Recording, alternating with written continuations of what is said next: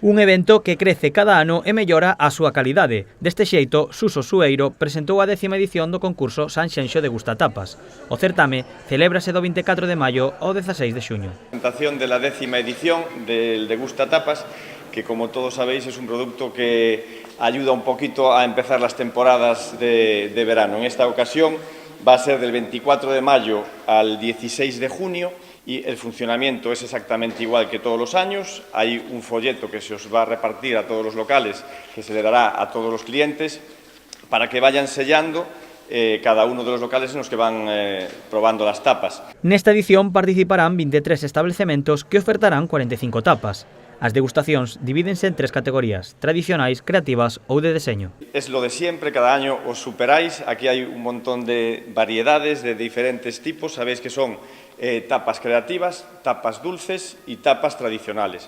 En esta ocasión son 23 tapas tradicionales las que se presentan, 15 creativas y 7 dulces. O concurso sortea premios entre os clientes que proben as tapas nos diferentes locais. Segundo os selos conseguidos, entrarán nas diferentes categorías do sorteo.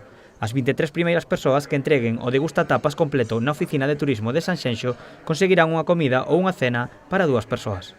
De lo que se trata es de que vayan a los máximos posibles, pero sabéis también que a partir de los 5 sellos los participantes pueden entrar en los diferentes sorteos que ya van en las bases del concurso. También hay premios especiales para todos aquellos participantes que sellen todos los locales, con lo cual ya tendrían premios directos.